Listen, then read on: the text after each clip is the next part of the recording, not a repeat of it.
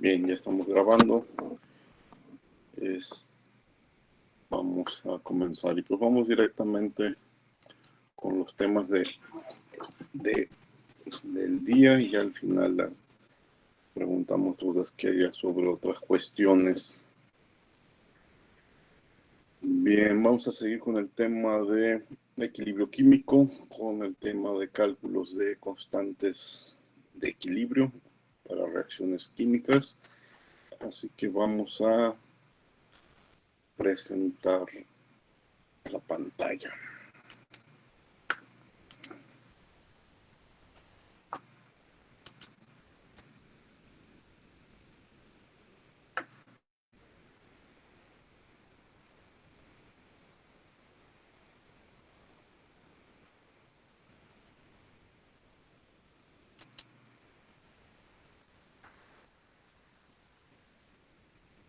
Bien, ya estamos presentando la pantalla y aquí es donde nos quedamos. Bueno, presentamos la constante, hicimos algunos cálculos de la constante, pero antes de seguir haciendo otros ejemplos, vamos a ver algunas observaciones respecto a esta constante, que sobre todo en el caso de cuando la calculamos haciendo la suposición de gases ideales. Ya la próxima clase vamos a ver cómo le afecta la temperatura a la constante y vamos a ver problemas que incluyan reacciones múltiples. Bueno, hoy vamos a seguir con reacciones simples.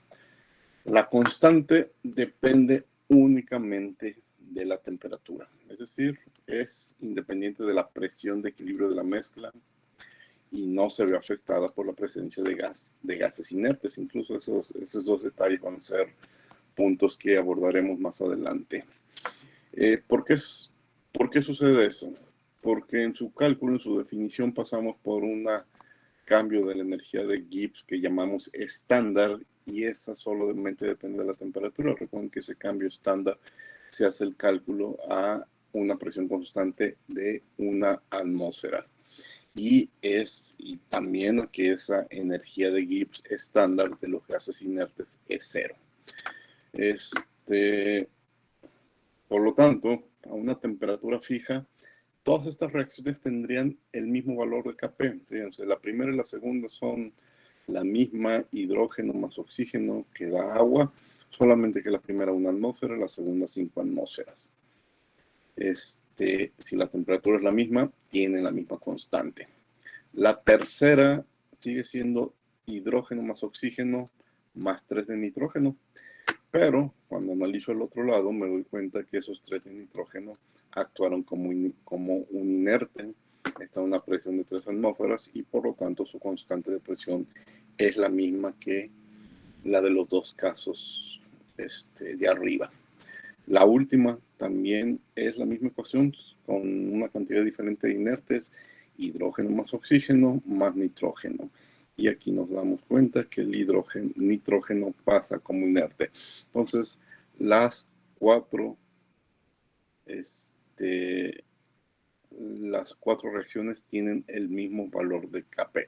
Bueno, aquí hay un detalle está balanceada para dos de oxígeno, entonces sobra algo de oxígeno, pero cuando hagamos el cálculo vamos a ver que tienen la misma constante. Bueno, ese es el primer detalle. El segundo, la Kp de la reacción inversa, pues es la inversa de Kp. Es decir, si la Kp a 1000 grados Kelvin de hidrógeno más oxígeno da agua es de 0.11 por 10 a la menos 11, pues la inversa de 0.11 por 10 a la menos 11, que es 8.17 por 10 a la 11, perdón, que es 8.7 por 10 a la menos 11, pues es la constante para la reacción inversa. La reacción inversa es la disociación del agua en hidrógeno y en oxígeno. Así estén los dos a 1000 grados. La Kp de una es la inversa de la otra. Ahora, que una esté a la 11 y otra a la menos 11 tiene algo que decir y eso es lo que platicaremos ahorita más adelante. Miren, aquí está la explicación. A medida de que es más grande el valor de Kp, la reacción es más completa. Mucho ojo con este término completa. Lo completo no tiene que ver con el tiempo, no tiene que ver con rapidez. O sea, no estoy diciendo la reacción será más rápida, la reacción será más lenta, no. Simplemente va a avanzar. Va a avanzar lento, va a avanzar rápido, va a ser instantánea. Eso es otro asunto, ¿sí? Que no tiene que ver con la Kp. Bueno, si la composición de equilibrio consta en gran medida de gases de productos, por ejemplo, en nuestra reacción general A más B que da C y D, pues son significativamente más grandes las presiones parciales de los reactivos, lo que va a resultar en un mayor valor de Kp. En el caso límite de una reacción completa, no nos sobran reactivos, Kp tiende al infinito. En el otro extremo, una reacción que no avanza con Kp muy pequeños, pues simplemente eso significa que no avanzó en un grado significativo. Por lo tanto, las reacciones con valores muy pequeños a una temperatura dada pueden despreciarse. Ahora, ¿qué es grande, qué es pequeño? En general, tómalo como una regla, bueno, no como una regla, sino como un consejo general. Si las Kp son mayores a 1000 o lo que viene tabulado en tablas, que es el logaritmo de Kp, es mayor a 7, se van a llevar a cabo hasta completarse en números cerrados, ¿sí? Pero si al contrario la Kp es menor a la inversa de 1000, que es 0.001, o el logaritmo de Kp es menor a menos 0.7, entonces podemos ya considerar que no se lleva a cabo. Vean esta disociación del hidrógeno en hidrógeno monoatómico a una presión constante. Aquí tenemos las constantes a 1000, 2000, 3000, hasta 6000 grados, de 1000 en 1000. ¿Sí? Vean a 1000 grados, temperatura baja, una constante por 10 a la menos 18. No va a avanzar, no se va a dar esa disociación. En cambio, 5000 grados más adelante ya es de 267 y ese 267 ya prácticamente implica una disociación del 99.6%, o sea, ya casi el 100%. Mayores, desean una reacción Kp mayores a 1000. Aquí no estamos en valores mayores a 1267, pero bueno, tampoco alcanzamos el 100%. Si buscamos una temperatura en donde ya tendríamos una Kp mayor a 1000, seguramente el porcentaje de conversión pues ya prácticamente sería en números cerrados el 100%. En cambio aquí a 1000, 2000, pues sí estamos muy por debajo del 1 por 10 a la menos 3. Entonces prácticamente, vean, no avanza, avances del 0, avances del 0.16 por ciento. No crean que este 0.16 corresponde al 16%. El 16% lo observamos acá casi a los 3000 grados. Entonces el valor de Kp sí nos da información segura de el avance de la reacción. Ahorita lo repetimos en otro de los puntos, no lo confundan con velocidades, con tiempos. Bien, ya lo habíamos dicho también en el primer punto, lo reafirmamos, la presión de la mezcla no afecta la composición de equilibrio. Sin embargo, lo que no me has dicho, no afecta la composición, perdón, lo dije al revés, afecta la composición de equilibrio. Lo que ya había dicho es que no afecta el valor de Kp. Vean la ecuación que deducimos la clase anterior. Aquí está la presión y la presión está elevada a la delta B. Entonces, pero recuerden que delta B es la sumatoria de todos los coeficientes geométricos de la reacción, o sea, la sumatoria de de las B de todos los productos menos la de todos los reactivos. Entonces, a una temperatura dada, el valor de Kp de la reacción y poblado el lado derecho de la ecuación permanecen constantes. El número de moles de reactivos y de productos van a cambiar. Esto puede ir cambiando para contrarrestar el factor de la presión. Dependiendo de la presión, más o menos reactivos se van a convertir en productos, pero siempre van a mantener un equilibrio entre presión y su exponencial tal que no modifica la constante.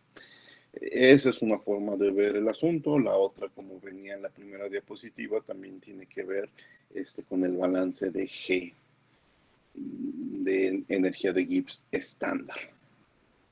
Un análisis similar podemos hacer con la presencia de los gases inertes que no afectan la composición de equilibrio, aunque sí la composición.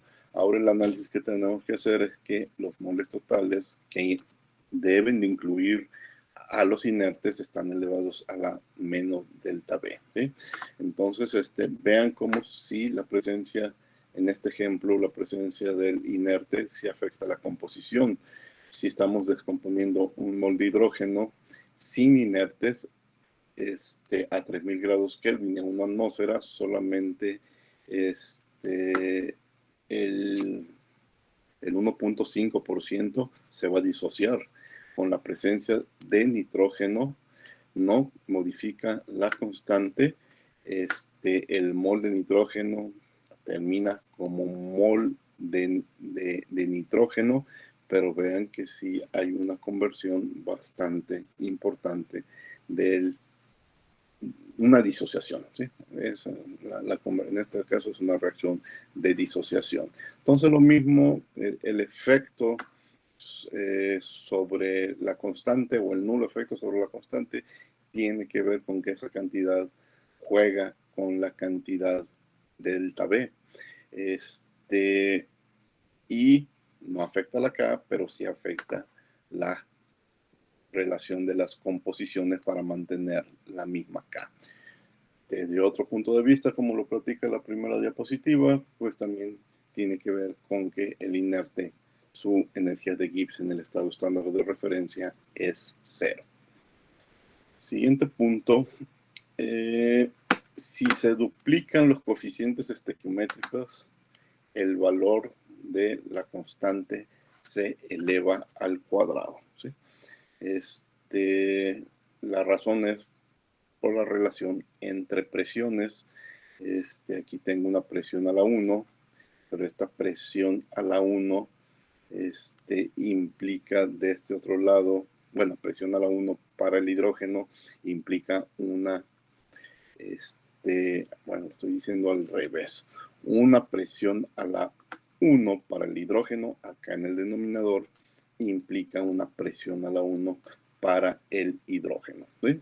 Pero implica una presión a la 1,5 para el oxígeno. Si lo hacemos en base a dos moléculas de hidrógeno, entonces tendríamos una de oxígeno, y entonces serían presiones al cuadrado entre presiones al cuadrado sobre presiones. Simplifiquen y van a ver que la constante 2 es igual a la 1 al cuadrado. La razón, bueno, multiplicar todos los coeficientes de una ecuación estequiométrica no va a afectar el balance de masa, pero sí afecta los cálculos de la constante porque los coeficientes aparecen como exponentes de las presiones parciales. Eso también hay que tomarlo en cuenta en la forma en que te convenga balancear tu ecuación.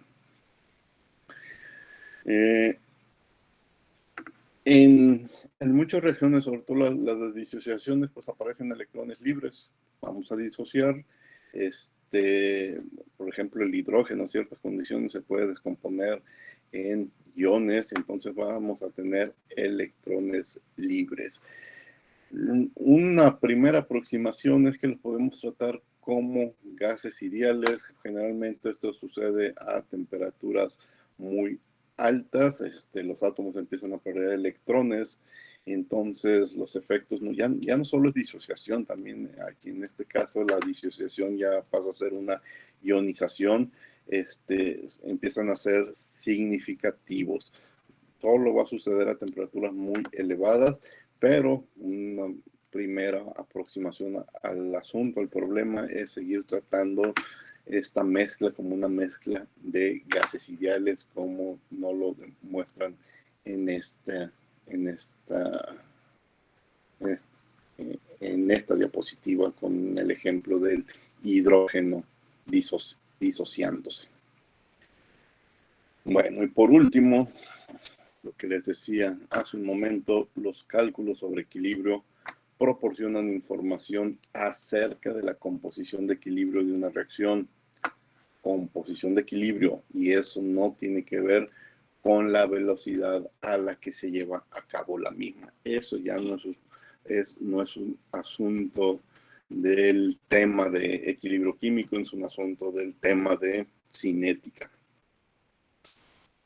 A veces nuestro dato de la KP nos dice que sí se va a completar, pero podría tomar años para alcanzar la composición de equilibrios indicadas.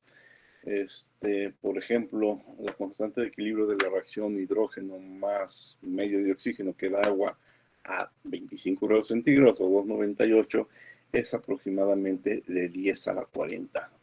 O sea, un 100%. ¿Sí? Lo que sugiere que a temperatura ambiente deben de reaccionar para formar agua y completarse. Sin embargo, cuando analizamos la parte de la cinética, vemos que ese proceso es muy, muy lento. Es tan lento que prácticamente no se completa, no es una reacción útil. Si lo queremos convertir en una reacción útil, tenemos que empezar a pensar en usar algún catalizador para acelerar la reacción. Pero así como está planteada hidrógeno más oxígeno sin catalizador, a pesar de la constante muy alta, es un proceso muy lento. Son razones diferentes. Bueno, pues vamos a revisar 4 ejemplos.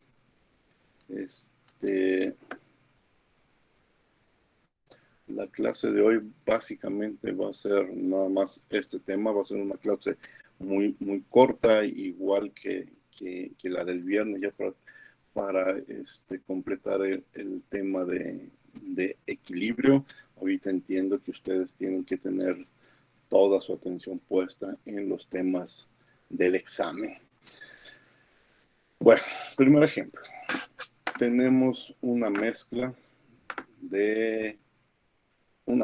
tenemos encerrada en un reactor, una cámara de reacción, una mezcla de monóxido de carbono y de oxígeno. Se va a calentar a una presión de 304 kilopascales. Se elige el 304 porque es exactamente 3 atmósferas. Y pues no sabemos qué va a suceder, qué esperamos. Pues esa es la pregunta que nos hacen: ¿cuál va a ser la composición de equilibrio? Suponiendo que al final la mezcla, bueno, aquí nos adelantan algo de los resultados, ya no va a ser solamente monóxido y oxígeno, sino que va a haber formación de CO2. En este caso nos adelantan lo que sucede para que no tomemos en cuenta posibles reacciones de disociación y las consideremos como despreciables. Vean que en este tipo de problemas siempre tengo que plantear primero la reacción estequiométrica. La reacción real no es la estequiométrica porque partimos de 2 moles de CO2 y de 3 de oxígeno, una elección arbitraria, pero yo tengo que plantear mi reacción estequiométrica para saber cuáles son los coeficientes B, y esos son los coeficientes B con los que voy a trabajar todos mis cálculos. En este caso, el dióxido es 1, el monóxido es 1 y el oxígeno es 1 medio. Para eso siempre estaré planteando mi reacción estequiométrica. Y enseguida ya planteo la que el problema me platica, así que 2 de CO2 están con 3 de oxígeno. Entonces se va a formar CO2, pero seguramente me va a sobrar monóxido y oxígeno. Tengo que hacer primero un balance. ¿Sí? El balance no lo voy a poder resolver porque me hace falta una ecuación, porque tengo 3 incógnitas, pero la X, la Y o la Z, la que me interese despejar, pues lo sabré ya que aplique la ecuación de K. Los dos carbonos del monóxido están repartidos en el CO2 y en el monóxido, ¿sí? Y los 8, 3 por 2, 6, más 2, 8 del oxígeno, están repartidos en monóxido, en dióxido y en oxígeno. Voy a dejar mis ecuaciones en función de X, es decir, en función de los moles formados de CO. Entonces, en este caso, Y es 2 menos X, Z es 3 menos X al cuadrado. Y luego necesito los moles totales, 2 de X, 2 de X, 2 de X, más Y, más 2 de Z, ¿sí? También los escribo, sustituyo el valor de Y, sustituyo el valor de Z y lo dejo en función de X, 5 menos X sobre 2. La constante, en este caso la pregunta es la composición en equilibrio, no la constante de equilibrio. Entonces la constante la puedo encontrar en tablas. Voy a tablas, encuentro que es el logaritmo de Kp es igual a menos 2.8. Despejo el logaritmo, bueno, quito el logaritmo y la constante es de 16.46. Y llamo, déjenme hacer esto más grande, a mi ecuación que deducimos la clase anterior, donde Kp la relación de moles, los moles de CO2 es X a la 1, los de CO 2X a la 1, los de oxígeno 3 menos X al X sobre 2, pero a la 1 medio, la presión 3 atmósferas y los moles totales. Esto a 1 menos 1 menos 1 medio, que me va a quedar como menos 1 medio. Entonces, como la constante no era la duda, pues ya nada más me queda en función de X, despejo un poco de álgebra y despejo X de 1.96.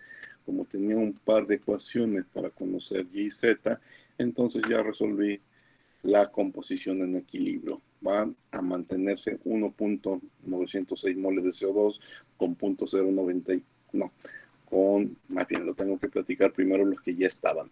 Van a sobrar 0.094 de CO más 2.074 de oxígeno y en el proceso se formaron 1.906 de CO2. Pero a 2600 grados Kelvin y 3 atmósferas, ahí para la reacción y no puede seguir avanzando. Les repito, no sabemos si esto es lento, si esto es instantáneo o si esto es muy rápido o instantáneo, pero en el teórico, caso teórico de que lleguemos al extremo, esto es lo que vamos a encontrar en la cámara de reacción. No podemos seguir consumiendo el CO y el oxígeno, aunque nos sobra CO y nos sobra oxígeno, tendríamos que modificar las condiciones para seguir avanzando. Otro problema muy parecido, pero que incluye un inerte. Va a ser el mismo CO2 más oxígeno, ahora 3 moles de CO2 más 2.5 de oxígeno, pero la novedad importante es que está la presencia de un inerte que es el nitrógeno. Y vamos a calentar a los mismos 2600 grados Kelvin a la misma, y a la presión de 5 atmósferas. Fíjense que respecto al problema anterior estamos cambiando la atmósfera, pero pues eso no tiene consecuencias en la K. Y como estamos dejando la misma temperatura, pues va a ser la misma K, a pesar de que tengamos presencia de un inerte. El problema entonces es muy similar al anterior, solamente que tenemos ese gas inerte. Sin embargo, aquí hay varias posibilidades. Que el oxígeno se disocie, que las condiciones sean tales que el nitrógeno no sea al final un inerte y se disocie, que el nitrógeno reaccione con oxígeno disociado. ¿Sí? Son 3 posibilidades. Sin embargo, de nuevo, uno de los puntos que vimos antes, a 2600 grados Kelvin, yo puedo investigar la constante o el logaritmo de la constante de esas 3 reacciones posibles. Y a 2600, fíjense, menos 7, menos 28 y menos 2. Estas son prácticamente imposibles, la de -7 y la de -28. Dirán, esta no está, no le llega al -7, quizás tenga una mayor posibilidad. Sí, posiblemente tiene una mayor posibilidad, pero no hay presencia de oxígeno monoatómico. Para empezar a tener presencia de oxígeno monoatómico, necesitaríamos que la primera reacción fuera posible para estar generando oxígeno monoatómico. Y la primera reacción no nos va a dar buenas ganancias de oxígeno. Entonces, a causa de la primera, la tercera, que tenía números no tan malos, no va a ser posible, ¿sí? Sin embargo, la del ejemplo anterior, la reacción simple de CO más un medio de oxígeno que da CO2, esa sí tiene una K de logaritmo de 2.8, una K de 16.46, esta sí nos va a dar, no se ve al 100%, también esto no le llega al 7, pero sí nos va a producir CO2 como vimos en el ejemplo anterior. ¿Sí? Bueno, todas estas líneas es más o menos un resumen de los comentarios que acabo de hacer. Entonces, bueno, todo esto es para decirnos que voy a hacer un análisis basado únicamente en la última reacción. De nuevo, planteo primero mi reacción estequiométrica para conocer los coeficientes. Bueno, esto es similar que el problema anterior y planteo mi reacción real. Tengo 3 de CO2 por 2.5 de nitrógeno y estoy arrastrando 8 de nitrógeno.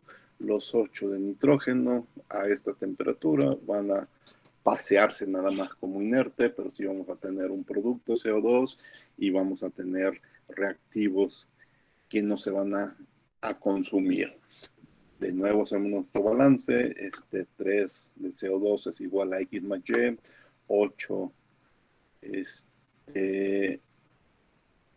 8 de oxígeno, no confundan este 8 con el 8 del nitrógeno, que ahorita es lo que me está confundiendo, no. Este 8 de oxígeno es 2.5 por 2, que da 5, y este 2.5 por 2 más 3 da 8. No tiene que ver con el 8 del nitrógeno.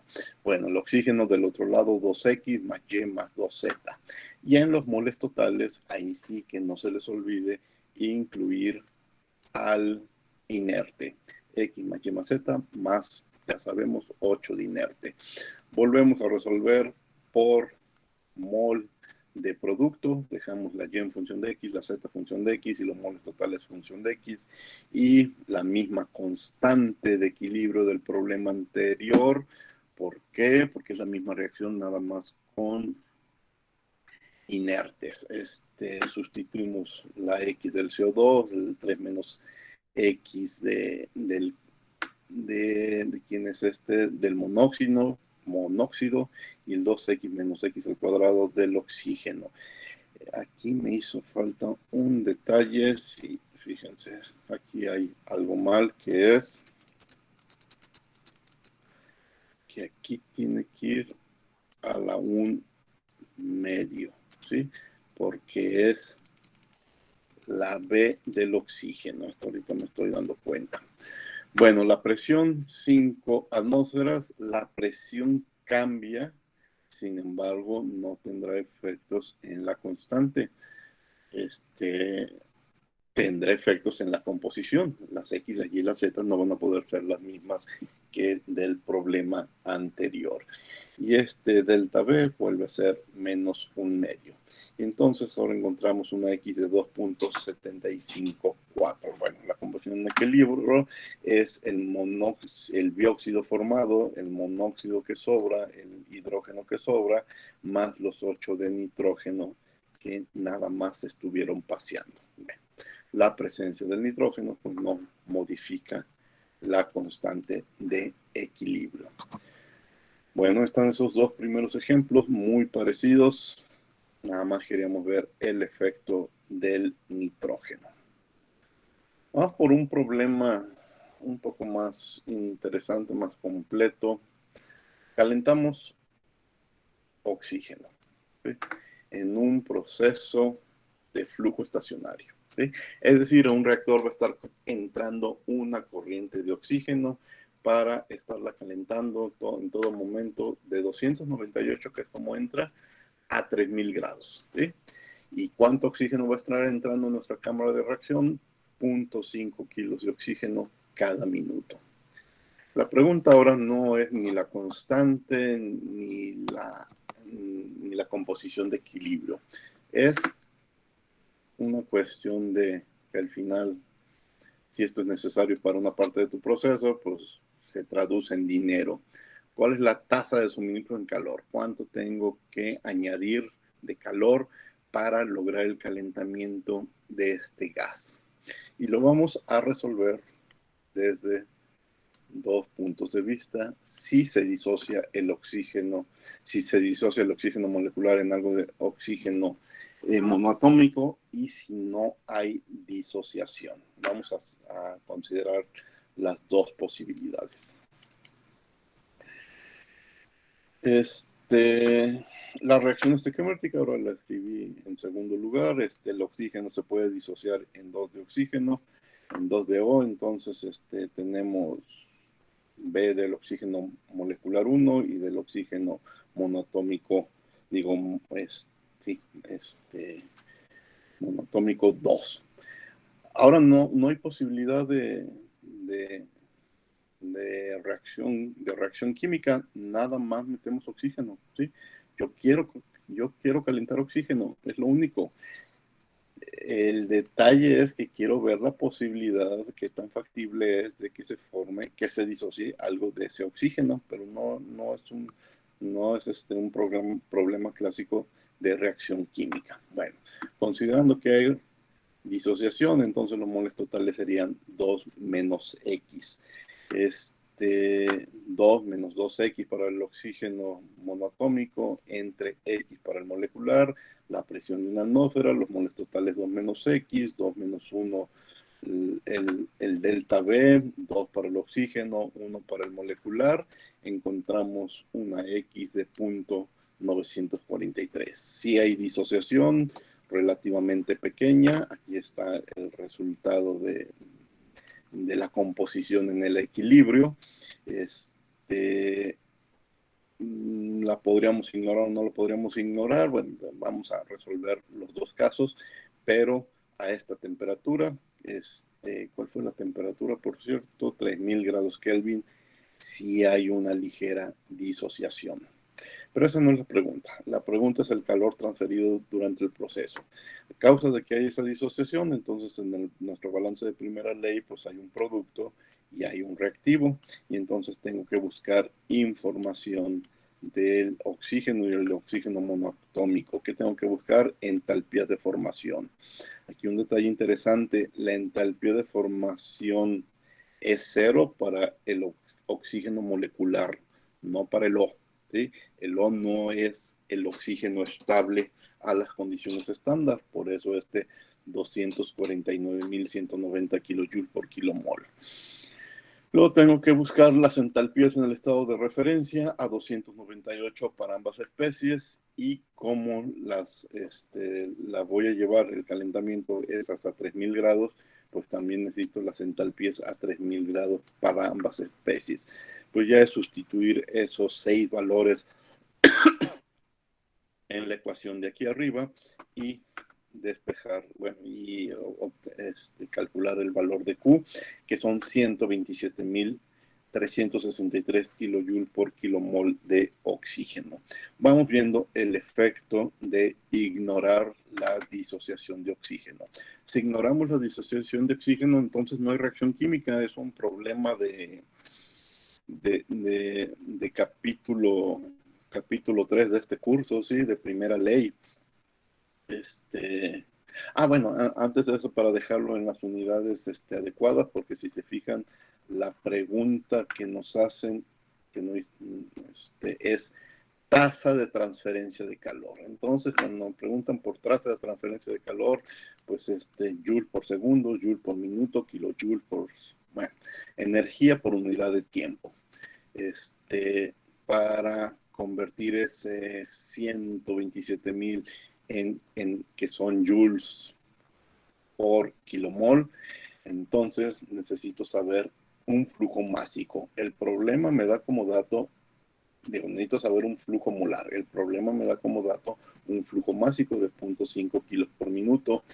Es flujo de oxígeno molecular, entonces lo divido entre su masa molar, que es 32 kilogramos por kilomol, y eso me da que están atravesando esa cámara de reacción 0.15 kilomoles por minuto. Esos kilomoles por minuto por el calor específico, y ahora sí me da una tasa de transferencia de calor que lo voy a dejar en minutos como kilojoule por minuto, 1990. Y ahora sí, ahí es la respuesta como nos la pedían en forma de tasa de transferencia. Si no hay disociación, pues no hay reacción.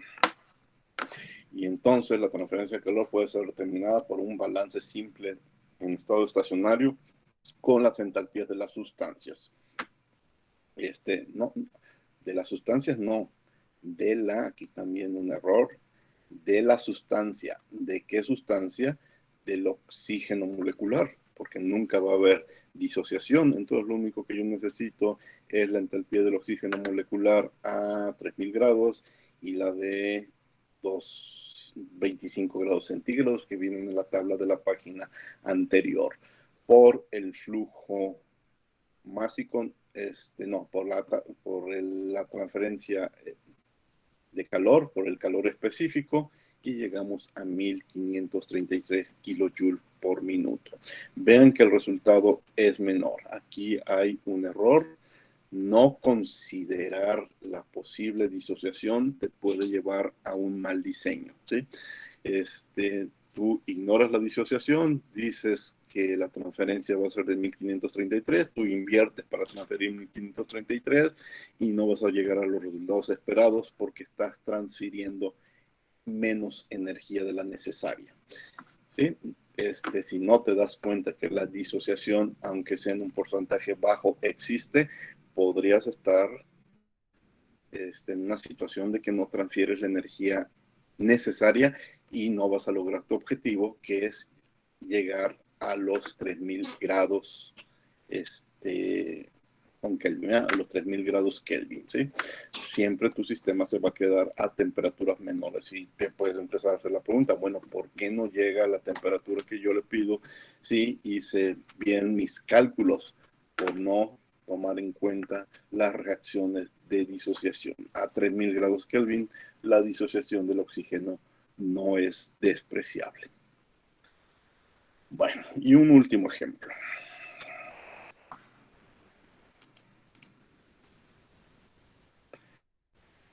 Estime la constante de equilibrio para la siguiente reacción a 3000 grados. Monóxido más agua va a generar dióxido más hidrógeno. Fíjense el detalle en este problema. Mi problema es a 3000 grados. Sin embargo, yo tengo información de lo que sucede a 2000. A 2000 se sabe que la entalpía de reacción, ¿sí? HR es de menos 26.176 y la constante de equilibrio también la conocemos, punto 2209, pero a 2000. Mi problema está a 3000.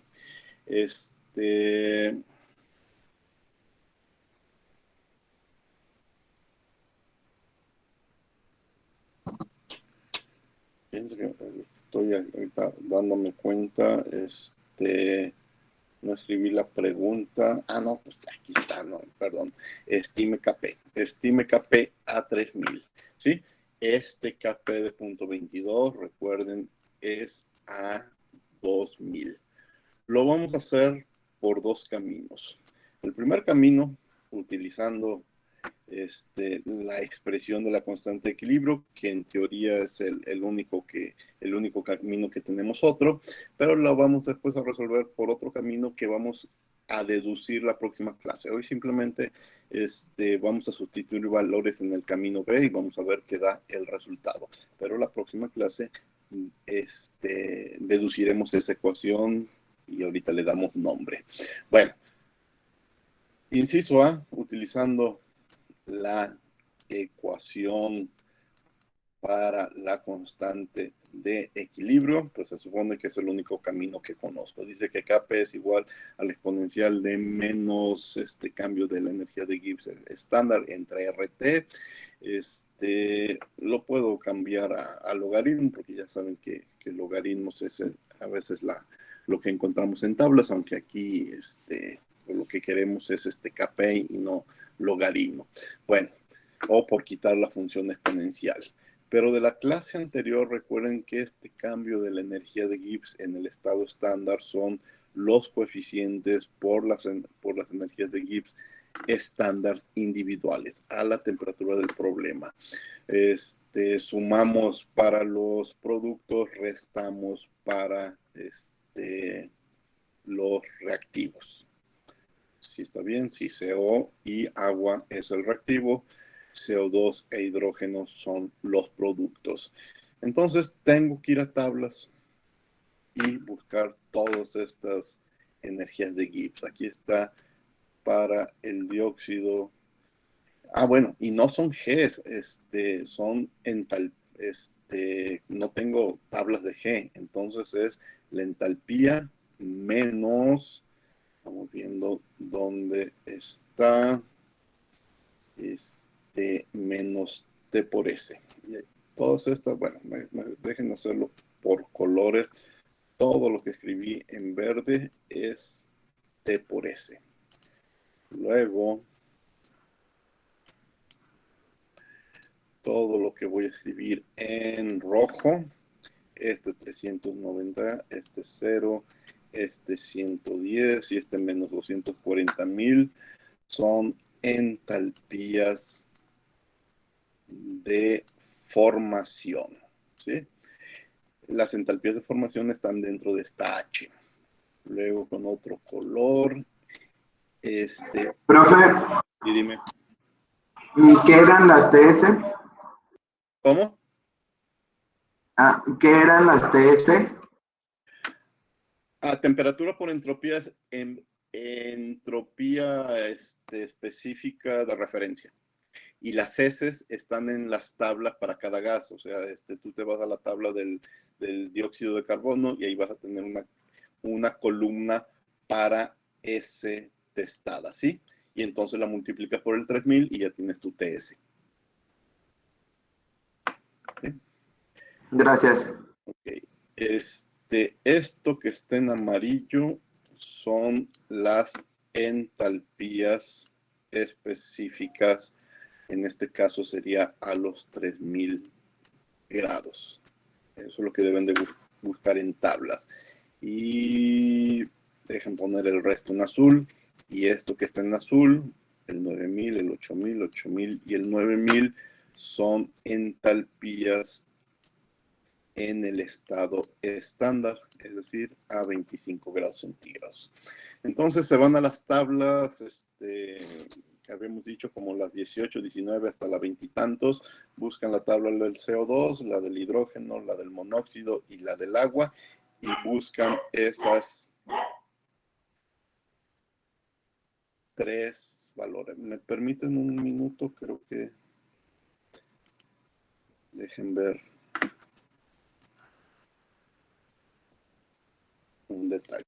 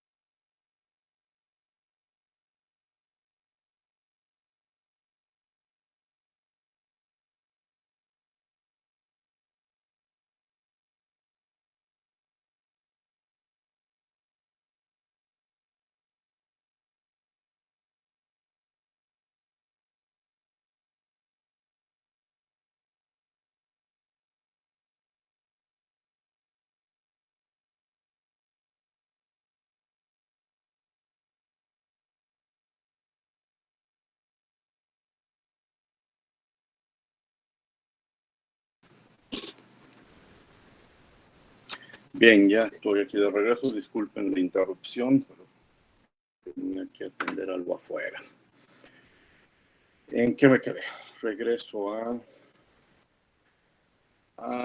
bueno, que está la chamba de buscar toda esa información de entalpías de formación, de entalpías de la temperatura del problema, entalpías de referencia y las TS, bueno, el producto de TS también buscar en la columna de entropía. Y eso me lleva al valor final de la energía de Gibbs en el estado estándar. Entonces ya está muy fácil, sustituimos en la ecuación que presenté en la diapositiva anterior, entre RT y el logaritmo es menos 1.9. Profe, creo que no está presentando, ¿eh? Ah, no estoy presentando. Sí, es cierto. No, profe.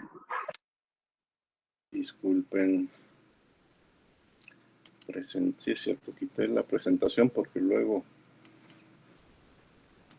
se da ese efecto medio raro de espejo. Ahora sí. Bueno, lo que les decía es que ya que buscamos toda esa información, de entalpías de formación, de entalpías de la temperatura del problema, de entalpías en el estado de referencia, de entropías en el estado de referencia, pues juntamos todo y tendremos nuestra energía de Gibbs de la mezcla en el estado estándar. Entre RT tengo el logaritmo de la constante de equilibrio, función exponencial, y aquí está la Kp, un número positivo, no es una reacción que se vaya a llevar al 100%, pero habrá algún avance.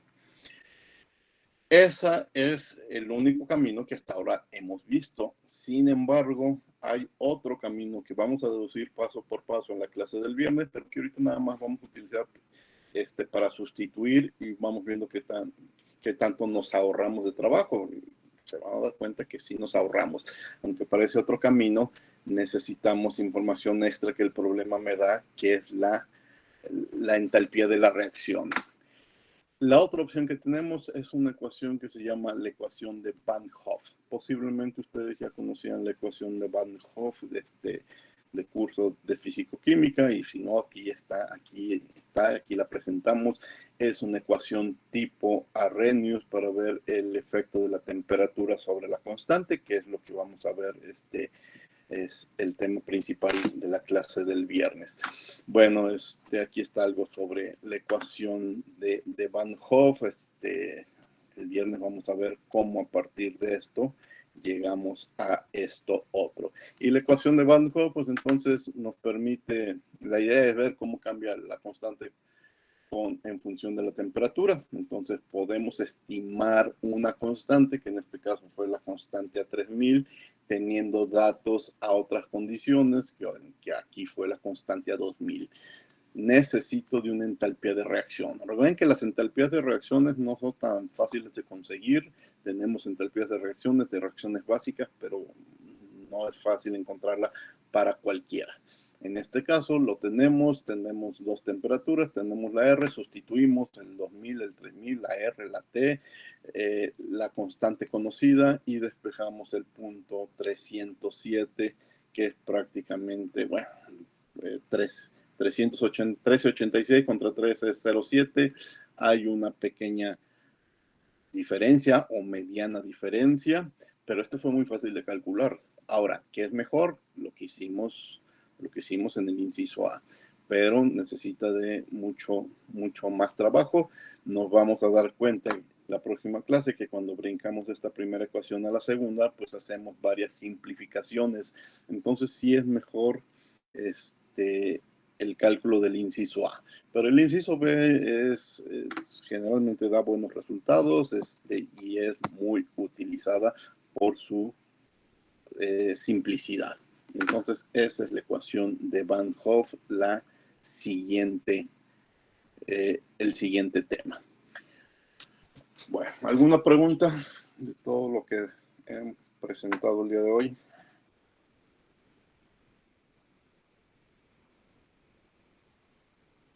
Dejen regresar a Safari. Estamos entonces ya a punto de terminar este tema de equilibrio químico. Tenemos que hablar de la ecuación de Van Hoff. Bueno, el otro tema importante que también tenemos que hablar es el de reacciones que suceden de forma paralela, ¿sí? Cuando tenemos un sistema de reacciones, porque también la mayoría de los problemas reales pues, no son de reacciones únicas, son de reacciones paralelas, son de reacciones secundarias que también van aumentando la cantidad de reacciones secundarias conforme aumenta la temperatura del sistema. Pero todo eso lo terminamos de platicar el viernes. El viernes también va a ser una clase relativamente corta y es nada más para terminar el tema. Bueno, pasando a otra cosa, ¿tienen preguntas de lo del examen, de algún detalle? No, profe, todo bien. Bueno, recuerden, el viernes yo creo que voy a terminar el tema de equilibrio químico. El lunes vamos a hacer el examen. Y el miércoles de la próxima semana, no nos encontraríamos en Meet, ¿sí? Quiero voy a recibir sus soluciones el martes, entonces martes, miércoles y quizás todavía el jueves, quiero estar revisando los exámenes, voy a estar dedicado a revisar los exámenes y ya terminar de revisar cualquier otro detalle que tengamos con tareas tareas pendientes, dudas que tenga de algunos de ustedes. El miércoles no nos encontraríamos, pero nos volveremos a encontrar hasta el viernes, al siguiente viernes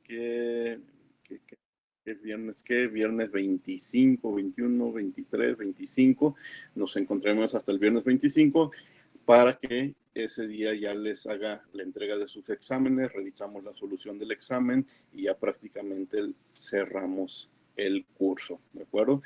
Ese día, ya cualquier detalle que quede pendiente, lo revisamos ese día. Y pues ya nomás platicaríamos también los detalles de si va a haber extraordinario, cómo lo haríamos, creo que prácticamente nadie está bueno, muy pocas personas, no recuerdo exactamente el número, están en situación de que posiblemente se vayan al examen extraordinario, pero también ya no sé si es alguien que, o alguien que le importe o no le importe completar el curso, pero ya también haré cálculos de eso en esa semana. Eduardo, ¿hay alguna pregunta? Sí, profe, el examen lo subirá a la hora de la clase, ¿verdad? El examen nos encontramos aquí en Meet a la hora de la clase. Les hago le doy algunas explicaciones, algunas precisiones y ya, nos despedimos y se van a trabajarlo. Y lo más seguro es que lo suba a Classroom, pero sí nos encontramos aquí para explicaciones del mismo, ¿sí? Va a ser una reunión muy breve, pero sí es necesario explicar algunos detalles, lo hacemos el mismo lunes, ¿sí? Entonces, sí nos encontramos 5 o 10 minutos, bueno, 10 minutos yo creo, y ya se llevan su examen. Al otro día va a haber ahí mismo en Classroom donde lo regresen. Ahí sí ya no hay sesión presencial, simplemente a la hora que vayan terminando, lo van subiendo, lo que sí habría un límite que serían exactamente a las 24 horas, ¿de acuerdo? Sí, gracias, profe. Bueno, entonces más o menos ya es un panorama de lo que nos espera los próximos días. Y la siguiente semana, bueno, ya no tendremos ninguna actividad, nada más estaría trabajando con quienes estuvieran en extraordinario, pero sinceramente por lo que veo en calificaciones que llevan, en promedios que llevan, prácticamente no voy a tener alumnos en extraordinario. Eso espero. Bueno, ¿alguna otra pregunta?